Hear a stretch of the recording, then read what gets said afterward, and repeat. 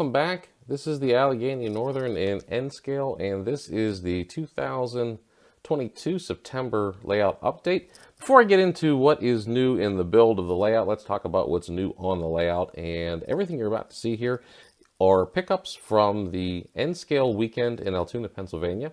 This was my first year attending this, and they've done it every year for quite some time. I forget. I think they're on their 10th or 15th year, something like that. I can't recall. So if I'm wrong, I do apologize. And they took a couple years off for the politician-generated pandemic. So once that all cleared up, we were back to the show. And I found out about this actually a year before the pandemic, and they didn't have the show because they lost their venue. So they were at a new venue this year, and then then the politicians got in the way, and then they came back, and now all of a sudden we had a show, and so it was fantastic. It really was. And if you are an N scale modeler and you are in the area, I highly encourage you to keep an eye on their website for their next show for the 23 year show. It's all N scale. The layouts are all N scale. The merchants are all N scale, and you can find some things that, well, you can't find in the hobby shops anymore, and I'll show you a couple of those things here coming up. But everybody there is like-minded. It was a very friendly group, obviously. Everybody wanted to talk trains, specifically N scale, and so there's some great opportunities there for you to pick up some cool stuff and meet some cool people. So if you can make that, I'm plugging this show. No, they're not paying me to say that. I just had a really good time when I was there. And it's only about 15 minutes away from the Horseshoe Curve National Park. So I think the admission was like $5 or $6, and you can go up and you can watch trains all day. We had a perfect day this year. It was in the 70s. It was sunny and clear. And we got there just in time to see about 4 or 5 trains go by in pretty close succession. So it was a great afternoon.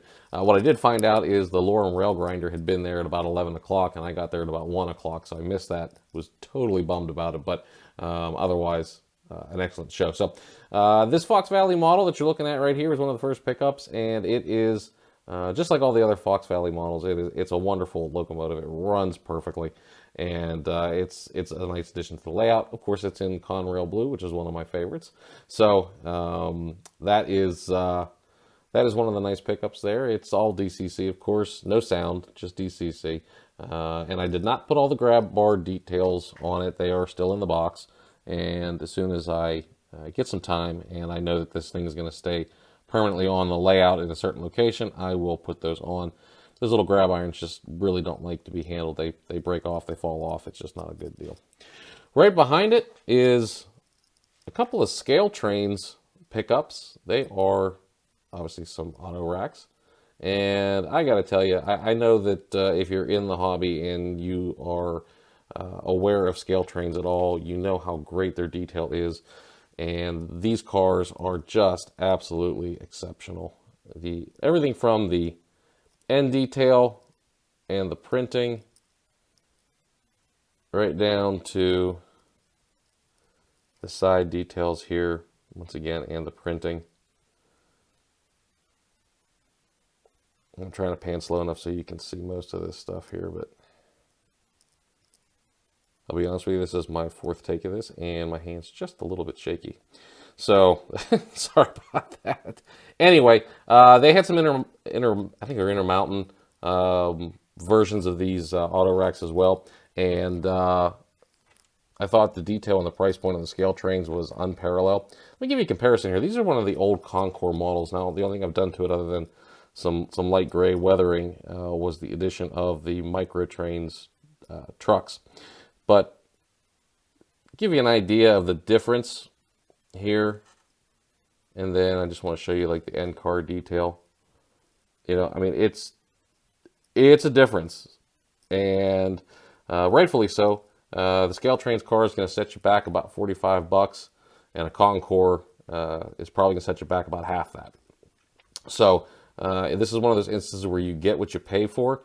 If you're fleet building, the Concours cars are nice. They look decent running around the layout, and if you don't focus too much on them, then they'll do the job. So you can get a handful of them, like I have, and they'll make a train up. But if you've got the time to wait and be patient and the budget, definitely go with something like these scale trains because they are absolutely gorgeous.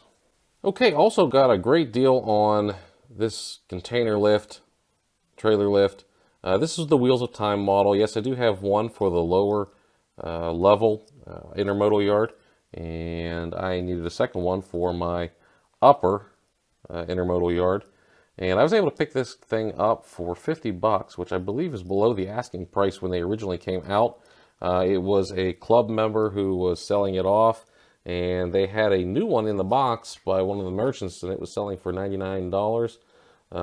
So I thought picking up a used one for 50 bucks was definitely worthwhile. So picked up another Wheels of Time piggyback trailer stackers. That's awesome. Okay, I know they're kind of scattered all over the place here, but this was another one of my awesome finds.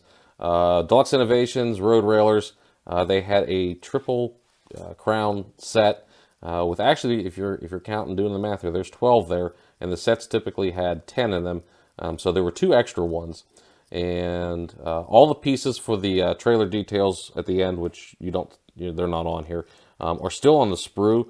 The owner of this, who had it on display at his house, did not put them on, which was great. So I was afraid that looking at the kit that they had disappeared, but they're all there. So I'll get those put on, and now that means I've got 2 sets of the Triple Crown and 1 of the orange. I think it's Snyder. So that's 3 total sets plus the 2 extra cars of the road railer. So I'm very happy with that. I think these cars are just absolutely the coolest thing ever. Something different. And Triple Crown, I've seen these actually here running through Pittsburgh. So they're definitely still active. They're still it's still a used system. Someday, hopefully, I'll get a video of them. They run on the side of the line that isn't easily accessible to me where I'm at. So, but anyway, so pick those up. Very excited about those. Okay, so we're back here at the workbench, and as you can see, there are micro trains, parts and pieces everywhere. I'll get to that here in just a minute, but a couple more of the pickups from the train show. So I got this Victorian station. It's cool looking. It's a Craftsman's kit, so I'm looking forward to putting this together. This is going to go in one of the new layout sections. Gives me a place to stop my passenger trains, which is always fun. And then got these company houses, also for the new section. It's also a wood kit, and I'm looking forward to building these. These are always a lot of fun to put together, and it's going to give a little bit of character to an area that I'm going to basically make as scenery. So there's 3 houses in here, so that was a nice pickup. And then last, certainly not least, were these 3D printed dozers. And they were selling them as flat car loads, which I think you probably could do. Although typically when you have flat car loads, the dozers don't have the blades on them, just because the blades are, one, they add weight, and 2, they're pretty long, so they tend to overhang flat cars. However, I thought the detail on these things, with a little bit of painting and a little bit of weathering, was pretty decent, and there was 3 of them in this bag for 20 bucks. So I didn't think that was a bad price, because you're going to pay at least 25 to 45 if you get it 3D printed on Shapeways.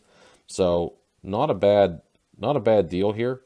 Just got to get them painted up a little bit, make them match the Caterpillar current paint scheme, and these are going to look pretty good on some of the coal mine areas. So picked up 3 dozers, 20 bucks. I thought that was decent. Okay, so while I am sitting at the workbench, let me explain to you what this mess is. And in my last video, when I was trying to get trains running on the layout, having built the new section, most of the last month I spent getting the operation correct. And what I mean by that is, can my trains run forwards, backwards, up the hill, down the hill, over the switches, do all the crossovers, go through the bridge sections, all of that. And I operate my railroad under a very simple principle, and that is, if it doesn't work all the time, it doesn't work. So what I mean by that is, if your train will ride over a certain area and derail every 4th time, you have an issue.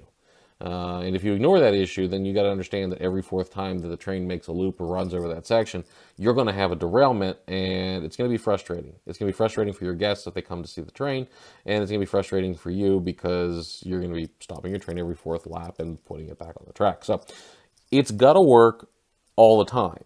And so a lot of what I did in the last month was simply run trains.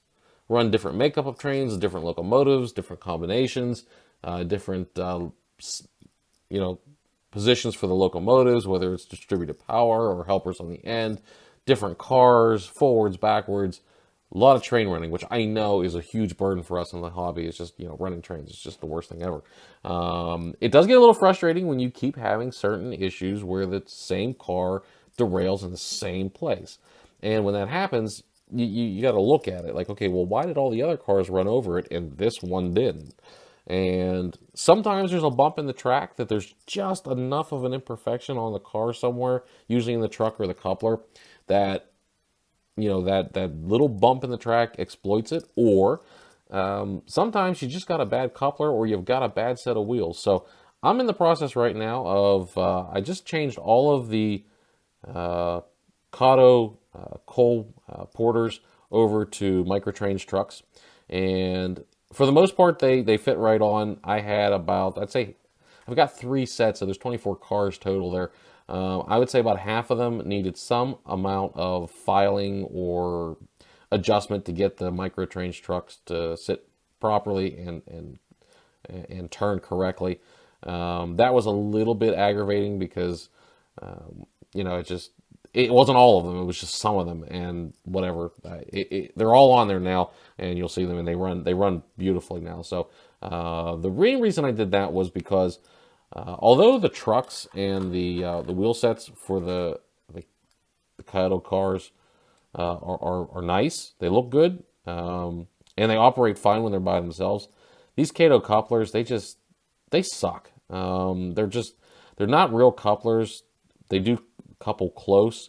They've got the spring action, but they're not knuckle couplers, and they don't like connecting to any other coupler. I don't care if it's a McHenry or microtrains, or they just don't connect to anything other than the Kato, and most of my other cars do not have the Kato couplers.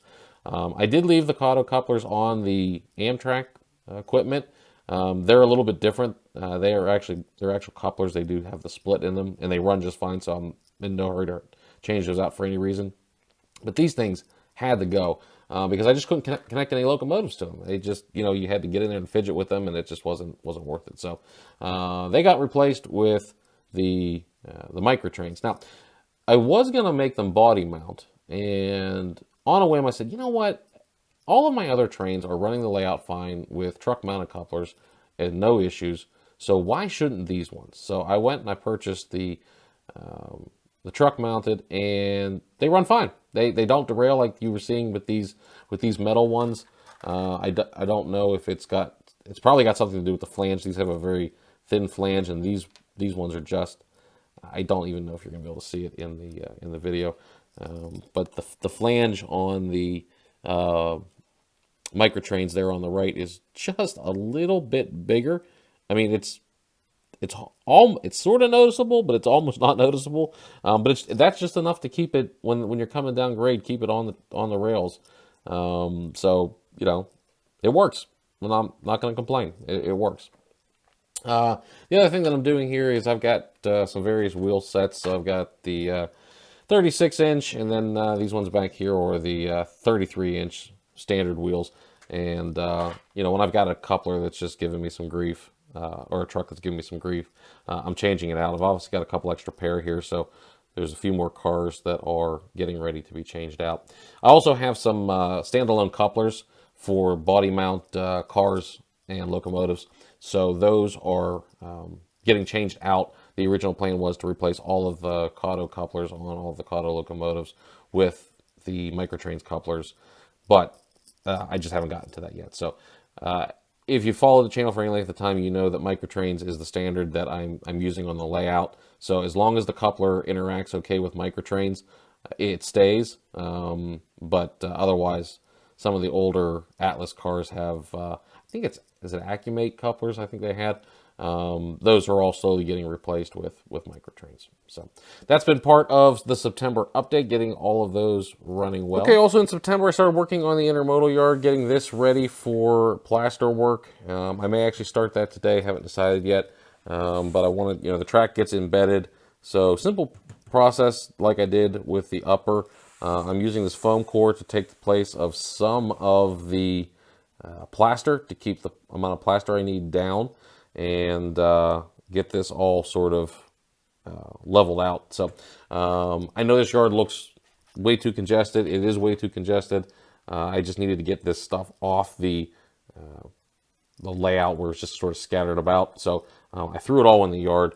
I need to get these cars shuffled out of here anyway, because I'm going to start working and learning some things about how I built the layout here that were some unintended consequences. One is the grade here is very, very steep. In hindsight, I should have built this up probably another inch or so and used this ramp section here as a transition. I didn't do that. I'm not going back to do that at this point. I'm just going to add this to part of my operational challenge. So what I mean by that is, so trains coming down this hill have no problem at all. Whether they have distributed power or not distributed power, depending on the length, it doesn't matter. They curve very nicely. They get through this section and they get back onto the main section of the layout over here. No issue.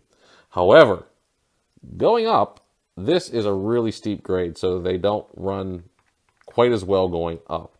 So this is going to introduce helper service to the layout for all trains that are running in this direction.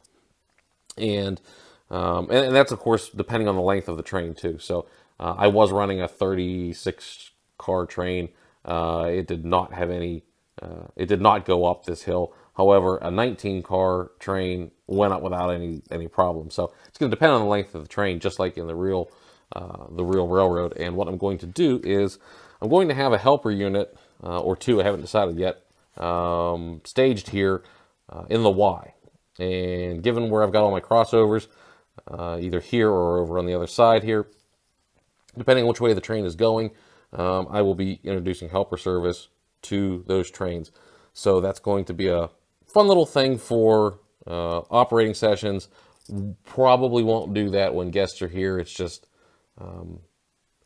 a complexity you got to pay attention when you're running it. You can't just set it and forget it, sort of thing. So I'm gonna have myself another throttle that's gonna plug into the wall right behind me here. That'll be designed to take over for trains that are coming upgrade to control both the helper units and the lead locomotive. And so what I've decided on that, because I remember that in the last video I was telling you guys that I wasn't exactly sure how I was going to do helper service with the consisting. And this answer came to me quite by accident, and that is the helper units are going to be on their own power. So they are not going to be consistent to the rest of the train. When helper service is required, that set of locomotives will take off. It'll either join the front or the back of the train, wherever it needs to, and then it will be controlled by one of the two knobs on the throttle. So the main train will be controlled by one knob, the helper service will be controlled by the other, and it would be just like the real thing, where you're paying attention to what the train's doing, and you're either giving it power or you're backing it off, and that's how I'm going to run it. So if I come up with a better scheme, I'll let you know, but that's how I'm going to do it for now. And so far in all of my test runs, it has worked flawlessly. Actually, it's been kind of fun. So looking forward to... Okay, started shelling out where that's going to be the tunnel. Obviously, it's not going to be that high, but I wanted to get that built into place. I might put some light scenery on top of that. I am going to build a railing here on the steps so that you can't come down the steps and accidentally step on it. I don't worry about that for myself. I do worry about that for, when friends bring their kids over. So I'm going to get a railing built there. I already have the material, just got to do it. Been reshaping some of the foam and adjusting the tracks, filing all the joints, getting all of this ready to go, and sort of adjusting some things that needed adjusted. There was a big adjustment needed here, as you can tell. I'm going to play that into the scenery. And in the last video, You know, I had talked about this kind of looking like a club layout where the track went very, very straight. Some users have said, you know, you should probably introduce some gentle curves in there, do something to break up this monotonous run. And I did take that under consideration. Obviously, you can tell I'm not doing it, but I took it under consideration and thought, you know what, I really don't want to do that. I like this long run where I can watch my train stretch out and run just sort of basically unmolested through this section. And so what I'm going to do is I'm going to install various view blocks. So hills are going to, you know, sort of bounce around and have this track cut through it. I'm going to add some bridge scenes here. So I'm going to add visual interest where the train will look like it's going through some natural scenery. And that's going to take care of worrying about it being straight on. But you'll get some really nice photographs and be able to just watch that train stretch out as it goes through this. And it's going to, like I said, this is all going to be quiet scene. There's going to be some houses, but you know, in that station, but there's not going to be any kind of industry, no switching here. It's just going to be a nice area to watch them run through. So that's what I've decided on I'm doing. I know some of you will approve of that. Some of you won't approve of that. That's just what I'm doing. That's what I want to see. So we're gonna work on that. And then obviously if it gets to a point where, you know what, hey, this is pretty boring, I don't like it, then I'll just change it. So, but we're gonna go in that route to begin with. And then of course I've got some foam here. All I was doing is trying to scab it together, use the hot wire to sort of frame it. I'm going to plaster cloth all of this. I'm probably going to get to that today and start rebuilding that scenery so I can start merging all of this together. So I'm happy enough now with the operation of the layout. Everywhere except the intermodal yard, I'm still tweaking. The mainline run is perfect. I can run trains forwards and backwards and not have any issues. There's a few areas I need to file down, but I'm not excited about that because it's not a huge issue. So now that all of the track is functional and all the trains are running perfectly, I'm going to go ahead and start putting it back together. So let's end the video today with a run by. I'm going to go ahead and grab the new locomotive and the new cars from Scale Trains, and we're going to do a quick little run by.